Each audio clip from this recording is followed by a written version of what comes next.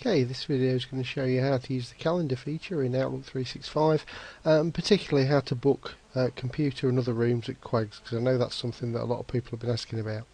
So we're going to start from the email screen, and we're going to access the calendar using the waffle menu at the top left of the screen. So we're going to go to the calendar. You should see by default two calendars, your personal calendar and the school staff calendar. So if you want to book a room or add a new event, you can just go to new at the top left and you'll see this screen. So you need to put in a title for the event.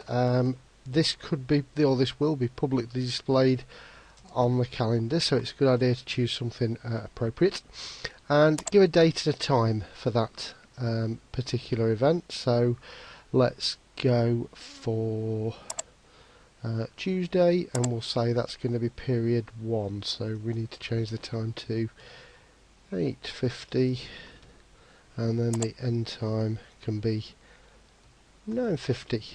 Okay, so that's Tuesday morning, period 1.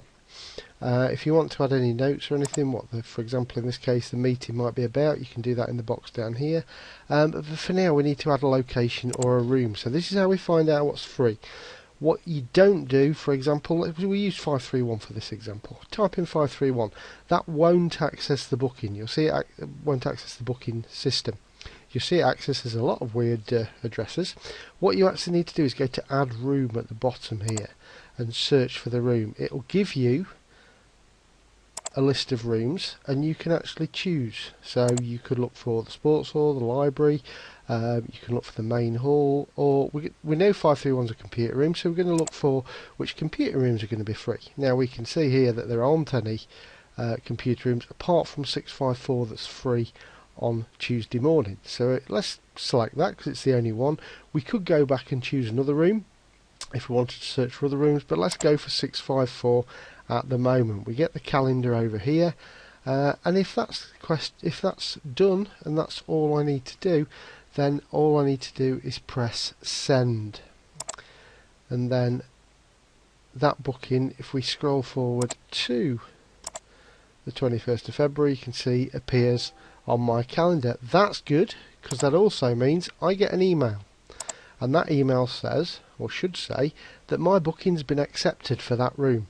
Okay, if you try and book a room that's not free, you also get one that says rejected, so just be careful not to mix those two emails up, which I know has happened before, and people think they've got a computer room booked when they actually haven't. So if you haven't got this email, if this doesn't come through into your inbox, then you haven't booked the room. It's as simple as that.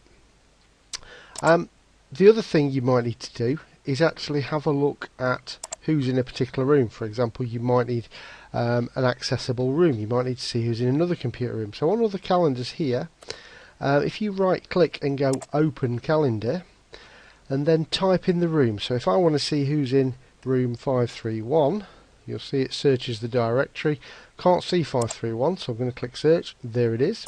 Click on that and open, and you'll see I can then see who's in room 531, in this case on the 21st of February. Okay, I can open up another calendar in just the same way. So let's open up room 574. So again, I can check the computer rooms. So we'll open up room 574 and open, and you can see the calendars when I open them appearing on the calendars here, and I can open and close those. If I want to get rid of a calendar, I can just go over here and go right click and then remove. Okay, and you can check calendars for every room if you really want to, and that bothers you, you can change the colour. But it's very, very simple to do that. Just right click, open calendar, and then search for the room you want to add it open, and again you can see all of the bookings in that particular room for a particular day. And if I scroll back, for example, to the 20th, again you can see all of the people that are booked in those rooms. Okay, so that's how to book a room, and also how to check that who's in what room when, and that should work for all rooms because all rooms are on the school system. That's all for now. If anybody's got any questions about room booking, feel free to contact the technicians in the tower, or they can drop me an email, Mr. Ilsley, and I will endeavour to help. If anybody's got any issues, feel free to get in touch.